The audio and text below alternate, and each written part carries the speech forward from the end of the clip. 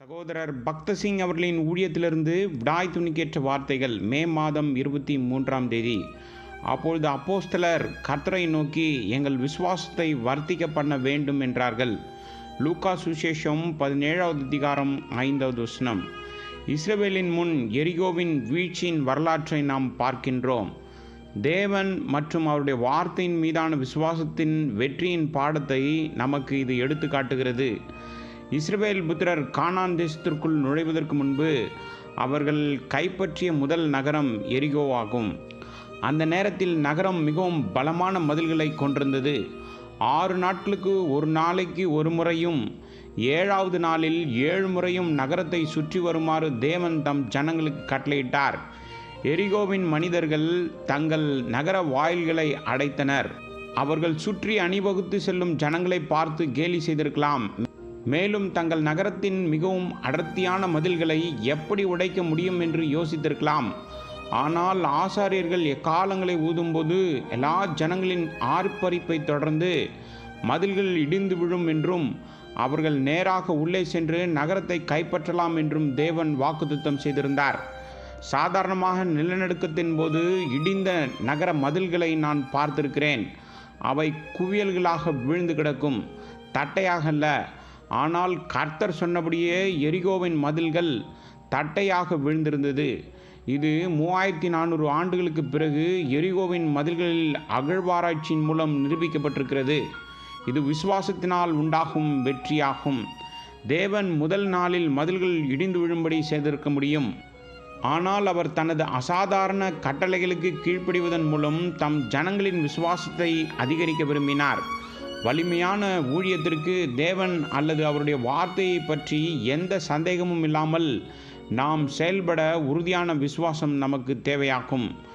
இவ்வாறே தேவன் நம்மை பல சூழ்நிலைகள் மற்றும் கஷ்டங்கள் வழியாக அழைத்து செல்வார். அதில் நாம் அவருடைய வார்த்தையை நிரூபித்து வாழ்விலும் பலமான விசுவாசத்திலும் வளரலாம். உதாரணமாக ஆபிரகாம் தனது மனைவி சாராள் மூலம் ஒரு குமாரனை பெறுவதாக தேவன் கொடுத்த வாக்குத்தத்தத்தை உண்மையாக விசுவாசிப்பதற்கு 25 ஆண்டுகள் எடுத்துக்கொண்டான். தொடக்கத்தில் அவன் தனது தகப்பன் வீட்டையும் தனது சொந்த தேசத்தையும் விட்டு வெளியேறுவதில் தேவனுக்கு கீழ்ப்படிந்தான். இவ்வளவு தியாகம் செய்த பிறகும் ஒரு குமாரனை பற்றிய வாக்குத்தத்தங்களை தேவன் எவ்வாறு நிறைவேற்றுவார் என்ற சந்தேகம் அவனுக்கு எழுந்தது. பின்னர் அவன் தன் நம்பிக்கையின்மையால் ஒரு பெரிய தவறு செய்தான். மேலும் அவன் தனது மனைவி சாராள் தனது வேலைக்காரன பெண்ணான ஆகாரை அடையும்படி அறிவுறுத்தினாள். இதன் விளைவாக சம்பந்தப்பட்ட அனைவரும் மிகுந்த மன உளைச்சல் மற்றும் பிரச்சனைகளுக்கு ஆளானார்கள். ஆபிரகாமின் 25 வருட சோதனை காலம் தேவனுடைய திட்டத்தில் இருந்தது. தேவனுடைய வார்த்தையில் நம்பிக்கை இல்லாமல் நாம் அவருக்கு ஊழியம் செய்ய முடியாது. நமது மனித பலவீனம், வரம்புகள், தடயங்கள், சோதனைகள் மற்றும் வறுமை ஆகியவற்றை பார்க்கும்போது தேவனுடைய வார்த்தை நம் வாழ்வில் நிறைவேறுவது சாத்தியமற்றதாக நமக்கு தோன்றலாம். ஆனால் நாம் தேவனிலும் அவருடைய வார்த்தையிலும் நம்பிக்கை வைக்கும்போது அவர் நமக்கு வெற்றியை கொடுப்பார். அவர் வாக்குத்தத்தம் அளித்தபடி செய்வார்.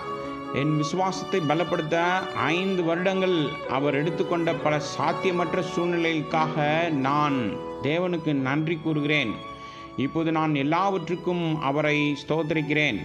விசுவாசம் என்பது அதை பற்றிய புத்தகங்களை படிப்பதன் மூலம் வருவதில்லை. ஆனால் பொன் அக்கினியில் போடப்பட்டு சுத்திகரிக்கப்படுவதைப் போல தேவன் தனது சுத்திகரிப்பின் பாதைகளில் நம்மை அனுப்புவதால் அது நிரூபிக்கப்பட்டு பலப்படுத்தப்படுகிறது. ஆண்டவரே, நான் உமது வார்த்தையை மறைமுகமாக விசுவாசிக்கும்படிக்கு என் விசுவாசத்தை அதிகப்படுத்தும் என்று விசுவாசத்தினால் நாம் ஜெபிக்க வேண்டும். நாம் முணுமுணுப்பதை நிறுத்தி தேவன் நமக்கு சொல்வதை கேட்கும்போதுதான் நாமும் அவருடைய வார்த்தையை வல்லமையோடும் அதிகாரத்தோடும் மற்றவர்களுக்கு கொடுக்க முடியும்.